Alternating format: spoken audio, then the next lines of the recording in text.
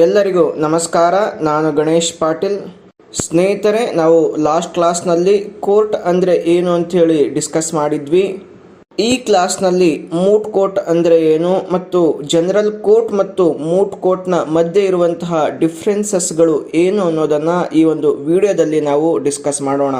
So ಮೊದಲನೇದಾಗಿ, moot ಅಂದರೆ discussion ಮಾಡುವ ಸಲುವಾಗಿ ಅಥವಾ ಡಿಸ್ಕಸ್ ಮಾಡುವ ಸಲುವಾಗಿ, ಪ್ರಾಕ್ಟೀಸ್ ಸಲುವಾಗಿ, ಆರ್ಗ್ಯೂ ಮಾಡುವ ಸಲುವಾಗಿ ಪ್ರಪೋಸ್ ಮಾಡುವುದನ್ನ ಮೂಟ್ ಅಂತ ಹೇಳಿ ಕರೆಯಲಾಗುತ್ತೆ. ಮತ್ತು ಮೂಟ್ ಕೋರ್ಟ್ ಅಂದ್ರೆ ಇದೊಂದು ಆರ್ಟಿಫಿಷಿಯಲ್ ಕೋರ್ಟ್. ಇದನ್ನ ಲಾ ಸ್ಟೂಡೆಂಟ್ಸ್ ಗಳ ಸಲುವಾಗಿ ಲಾ ಇನ್ಸ್ಟಿಟ್ಯೂಷನ್ಸ್ ಗಳು ಏನಿರ್ತವೆ ಅವುಗಳು ಈ ಆರ್ಟಿಫಿಷಿಯಲ್ ಕೋರ್ಟ್ ಅನ್ನ ಅರೇಂಜ್ ಮಾಡ್ತವೆ.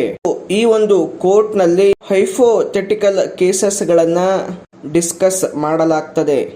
ಈ ಮೂಟ್ ಕೋರ್ಟ್ ಗಳನ್ನ ಲಾ ಸ್ಟೂಡೆಂಟ್ಸ್ ಗಳಿಗಾಗಿ ಕ್ಲಿನಿಕಲ್ ಲೀಗಲ್ ಟ್ರೈನಿಂಗ್ ನ ಒಂದು ರೀತಿಯಲ್ಲಿ ಇದನ್ನ ಬಳಸಲಾಗುತ್ತೆ, ಇದನ್ನ ಉಪಯೋಗ ಮಾಡಿಕೊಳ್ಳಲಾಗುತ್ತೆ. ಅದೇ ರೀತಿಯಲ್ಲಿ ಲಾ ಸ್ಟೂಡೆಂಟ್ಸ್ ಗಳ ಟ್ರೈನಿಂಗ್ ಸಲುವಾಗಿ ಮತ್ತು ಅವರ ಮಧ್ಯೆ ಕಾಂಪಿಟಿಷನ್ ಅನ್ನ ಬೆಳೆಸುವಂತಹ ಸಲುವಾಗಿ ಕೆಲವು ಸೊಸೈಟೀಸ್ಗಳು ಕೂಡ ಒಂದು ಮೂಟ್ ಕೋರ್ಟ್ ಕಾಂಪಿಟಿಷನ್ ಅನ್ನ ಆರ್ಗನೈಸ್ ಮಾಡ್ತಾರೆ. ಈ ಕೋರ್ಟ್ ಗಳನ್ನ ಸೈಮ್ಯುಲೇಟೆಡ್ ಕೋರ್ಟ್ ಅಂತೇಳಿ ಕರೆಯುತ್ತೇವೆ. ಅಂದ್ರೆ ಅನುಕರಣೀಯ ಅಂದ್ರೆ ಕೋರ್ಟ್ಗಳು. ಇಲ್ಲಿ ಸ್ಟೂಡೆಂಟ್ಸ್ ಗಳಿಗೆ ಯಾವುದಾದ್ರೂ ಒಂದು ಲಾ ಪಾಯಿಂಟ್ಸ್ ಗಳನ್ನ ಕೊಟ್ಬಿಟ್ಟು ಅದರ ಮೇಲೆ ಆರ್ಗ್ಯೂ ಮಾಡೋದಕ್ಕೆ ಹೇಳಲಾಗುತ್ತೆ. ಈ ರೀತಿಯಾಗಿ ಮೂಟ್ ಕೋರ್ಟ್ ಗಳನ್ನ ಲಾ ಇನ್ಸ್ಟಿಟ್ಯೂಟ್ಸ್ ಗಳಲ್ಲಿ ಆರ್ಗನೈಸ್ ಮಾಡಲಾಗುತ್ತೆ. ಇದು ನಿಜವಾದ ರೀತಿಯ ಒಂದು ಕೋರ್ಟ್ ನ ಒಂದು ವಾತಾವರಣವನ್ನ ಕ್ರಿಯೇಟ್ ಮಾಡಲಾಗುತ್ತೆ. ಲಾ ಸ್ಟೂಡೆಂಟ್ಸ್ ಗಳಿಗೆ ಒಂದು ಅಪಾರ್ಚುನಿಟಿಯನ್ನ ಕ್ರಿಯೇಟ್ ಮಾಡಲಾಗುತ್ತೆ. ಅಲ್ಲಿ ಅವರು ಪ್ರಾಕ್ಟಿಕಲ್ ಆಗಿ ಕೋರ್ಟ್ ಗಳಲ್ಲಿ ಯಾವ ರೀತಿಯ ಒಂದು ಆರ್ಗ್ಯುಮೆಂಟ್ ಮಾಡುತ್ತಾರೆ ಅವುಗಳನ್ನ ಇಲ್ಲಿ ಪ್ರಾಕ್ಟಿಕಲ್ ಆಗಿ ಒಂದು ಕಲಿಸಲಾಗುತ್ತೆ. ಓವರಲ್ ಆಗಿ ಹೇಳೋದಾದ್ರೆ ಮೂಟ್ ಕೋರ್ಟ್ ಒಂದು ಆರ್ಟಿಫಿಷಿಯಲ್ ಮಾಡೆಲ್ ಕೋರ್ಟ್ ಆಗಿದೆ. ಇಲ್ಲಿ ಲಾ ಸ್ಟೂಡೆಂಟ್ಸ್ ಗಳಿಗೆ ಹೈಪೋಥೆಟಿಕಲ್ ಕೇಸಸ್ ಗಳನ್ನ ಕೊಟ್ಟು ಅವರ ಓರಲ್ ಅಥವಾ ಮತ್ತು ರಿಟರ್ನ್ ಒಂದು ಲೀಗಲ್ ಆರ್ಗ್ಯುಮೆಂಟೇಟಿವ್ ಸ್ಕಿಲ್ಸ್ ಎಷ್ಟಿದೆ ಅಂತೇಳಿ ಅಸೆಸ್ಮೆಂಟ್ ಮಾಡೋದಕ್ಕೆ ಇದು ಉಪಯೋಗವಾಗ್ತಾ ಇದೆ. ನೆಕ್ಸ್ಟ್ ಸ್ನೇಹಿತರೆ, ಈಗ ಕೋರ್ಟ್ ಮತ್ತು ಮೂಟ್ ಕೋರ್ಟ್ ನ ಮಧ್ಯೆ ಡಿಫ್ರೆನ್ಸ್ ಏನು ಅನ್ನೋದನ್ನ ನೋಡೋಣ. ಮೊದಲನೇದಾಗಿ ನಾವು ಜನರಲ್ ಕೋರ್ಟ್ ಗಳನ್ನ ಟೌನ್ಸ್ ಗಳ ಮತ್ತು ಸಿಟೀಸ್ ಗಳ ಒಂದು ಪರ್ಟಿಕ್ಯುಲರ್ ಪ್ಲೇಸ್ ಗಳಲ್ಲಿ ನಾವು ನೋಡ್ತೇವೆ. ಆದ್ರೆ ಮೂಟ್ ಕೋರ್ಟ್ಗಳು ಲಾ ಇನ್ಸ್ಟಿಟ್ಯೂಟ್ ಗಳಲ್ಲಿ ನಾವು ಅವುಗಳನ್ನ ನೋಡ್ತೇವೆ.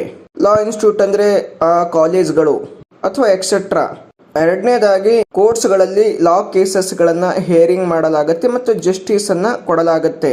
ಆದ್ರೆ ಮೂಟ್ ಕೋರ್ಟ್ ನಲ್ಲಿ ಲಾ ಸ್ಟೂಡೆಂಟ್ಸ್ ಗಳು ಲಾ ಪಾಯಿಂಟ್ಸ್ ಗಳನ್ನ ಆರ್ಗ್ಯೂ ಮಾಡ್ತಾರೆ. ನೆಕ್ಸ್ಟ್ ಮೂರನೇದಾಗಿ ಕೋರ್ಟ್ ಗಳಲ್ಲಿ ಕೇಸಸ್ ಗಳು ವರ್ಷಗಳವರೆಗೆ ನಡೀತಾ ಇರುತ್ತವೆ. ಆದ್ರೆ ಮೂಟ್ ಕೋರ್ಟ್ ನಲ್ಲಿ ಅಪ್ರಾಕ್ಸಿಮೇಟ್ಲಿ 15 to 20 minutes ಒಳಗೆ ಕೇಸಸ್ ಗಳು ಕ್ಲೋಸ್ ಆಗ್ತವೆ.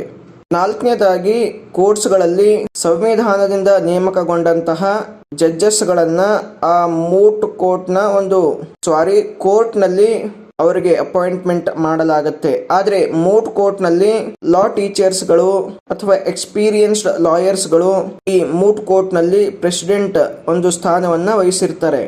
ಐದನೇದಾಗಿ ಕೋರ್ಟ್ ನಲ್ಲಿ ಜಡ್ಜಸ್ ಗಳು ವಿಟ್ನೆಸ್ ಗಳ ಆಧಾರದ ಮೇಲೆ, ಫ್ಯಾಕ್ಟ್ಸ್ ಗಳ ಆಧಾರದ ಮೇಲೆ, ಲಾಗಳ ಆಧಾರದ ಮೇಲೆ ಹಾಗೂ ಅಡ್ವೊಕೇಟ್ಸ್ ಗಳು ಮಾಡುವಂತಹ ಆರ್ಗ್ಯುಮೆಂಟ್ಸ್ ನ ಆಧಾರದ ಮೇಲೆ ಜಡ್ಜ್ಮೆಂಟ್ ಗಳನ್ನ ಕೊಡಲಾಗುತ್ತೆ. ಆದ್ರೆ ಮೂಟ್ ಕೋರ್ಟ್ ನಲ್ಲಿ ಲಾ ಟೀಚರ್ಸ್ ಗಳು ಅಥವಾ ಎಕ್ಸ್ಪೀರಿಯನ್ಸ್ ಲಾಯರ್ಸ್ ಗಳಾಗಿರ್ಬೋದು, ಅವರು ಜಸ್ಟ್ ಅಬ್ಸರ್ವೇಷನ್ ಅನ್ನ ಮಾಡ್ತಾರೆ. ಯಾವ ರೀತಿಯಾಗಿ ಆರ್ಗ್ಯುಮೆಂಟ್ಸ್ ಗಳನ್ನ ಮಾಡ್ತಾರೆ ಅನ್ನೋದನ್ನ ಅಬ್ಸರ್ವೇಷನ್ ಮಾಡ್ತಾರೆ ಮತ್ತು ಆ ಮೂಟ್ ಕೋರ್ಟ್ ನ ಒಂದು ಬಿಸ್ನೆಸ್ ಅನ್ನ ಮ್ಯಾನೇಜ್ ಮಾಡ್ತಾರೆ. ಆರನೇದಾಗಿ ಕೋರ್ಟ್ಗಳಲ್ಲಿ ರಿಯಲ್ ಪಾರ್ಟೀಸ್ ಗಳ ಮಧ್ಯೆ ಇರುವಂತಹ ಡಿಸ್ಪ್ಯೂಟ್ಸ್ ಗಳನ್ನ ಡಿಸೈಡ್ ಮಾಡಲಾಗುತ್ತೆ. ಆದ್ರೆ ಮೂಟ್ ಕೋರ್ಟ್ ನಲ್ಲಿ ಜಸ್ಟ್ ಲಾ ಸ್ಟೂಡೆಂಟ್ಸ್ ಗಳಿಗೆ ಒಂದು ಲಾ ಪ್ರಿನ್ಸಿಪಲ್ಸ್ ಗಳನ್ನ ಆರ್ಗ್ಯುಮೆಂಟ್ ಮಾಡೋದಕ್ಕೆ ಒಂದು ಚಾನ್ಸ್ ಮಾಡಿಕೊಡಲಾಗುತ್ತೆ.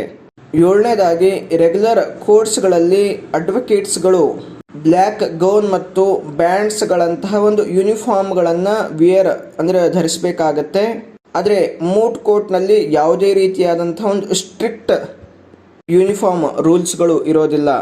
ಆಮೇಲೆ ಎಂಟನೇದಾಗಿ ಕೋರ್ಟ್ಗಳಲ್ಲಿ ಅಡ್ವೊಕೇಟ್ಸ್ಗಳು ಎವಿಡೆನ್ಸ್ ನ ಸ್ಟ್ರಿಕ್ಟ್ ರೂಲ್ಸ್ ಗಳನ್ನ ಮತ್ತು ಯಾವುದೇ ರೆಲಿವೆಂಟ್ ಆರ್ಗ್ಯುಮೆಂಟ್ಸ್ ಗಳನ್ನ ಸಬ್ಮಿಷನ್ ಮಾಡಬೇಕು ಅಂದಾಗ ಸ್ಟ್ರಿಕ್ಟ್ ರಿಕ್ವೈರ್ಮೆಂಟ್ಸ್ ಗಳನ್ನ ಅವರು ಒಂದು ನೆನಪಿನಲ್ಲಿಟ್ಕೊಂಡು ಮಾಡಬೇಕಾಗತ್ತೆ. ಆದರೆ ಮೂಟ್ ಕೋರ್ಟ್ನಲ್ಲಿ ಮೂಟರ್ಸ್ಗಳು ಯಾವ ಒಂದು ಲಾ ಪಾಯಿಂಟ್ಸ್ಗಳನ್ನು ಅವರು ಪ್ರಿಸೈಸ್ ಮ್ಯಾನರಲ್ಲಿ ಸಬ್ಮಿಟ್ ಮಾಡಬೇಕಂತಾರೆ ಆ ಒಂದು ಪಾಯಿಂಟ್ಸ್ಗಳಿಗೆ ಅವರು ಸ್ಟ್ರಿಕ್ಟ್ ಆಗಿರಬೇಕಾಗತ್ತೆ. ಆಮೇಲೆ 9ನೇ ಪಾಯಿಂಟು, ರೆಗ್ಯುಲರ್ ಕೋರ್ಟ್ಸ್ಗಳಲ್ಲಿ ಅಡ್ವೊಕೇಟ್ಸ್ಗಳು ಕಾಂಟೆಂಪ್ಟ್ ಆಫ್ ಕೋರ್ಟ್ ಈ ಒಂದು ವಿಷಯಕ್ಕೆ ಹೆದರ್ತಾರೆ. ಆದರೆ ಈ ಮೂಟ್ ಕೋರ್ಟ್ಗಳಲ್ಲಿ ಕಾಂಟೆಂಪ್ಟ್ ಆಫ್ ಕೋರ್ಟ್ ಅಂತಹ ಯಾವುದೇ ಒಂದು ಸನ್ನಿವೇಶಗಳು ಅಲ್ಲಿ ಕ್ರಿಯೇಟ್ ಆಗೋದಿಲ್ಲ.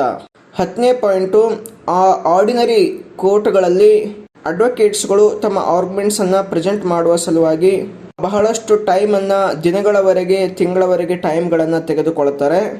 ಆದರೆ ಮೂಟ್ ಕೋರ್ಟ್ನಲ್ಲಿ 15 to 20 ಮಿನಿಟ್ಸ್ಗಳಲ್ಲಿ ಅವರು ತಮ್ಮ ಒಂದು ಆರ್ಗ್ಯುಮೆಂಟ್ಸನ್ನು ಕ್ಲೋಸ್ ಮಾಡಬೇಕಾಗತ್ತೆ.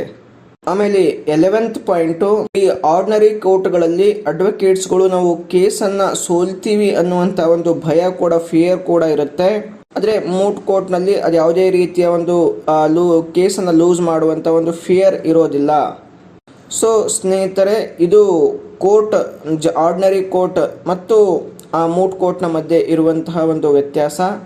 ನೆಕ್ಸ್ಟ್ ವಿಡಿಯೋದಲ್ಲಿ ಇನ್ನೊಂದು ಟಾಪಿಕ್ ಬಗ್ಗೆ ಡಿಸ್ಕಸ್ ಮಾಡೋಣ. ಎಲ್ಲರಿಗೂ ನಮಸ್ಕಾರ.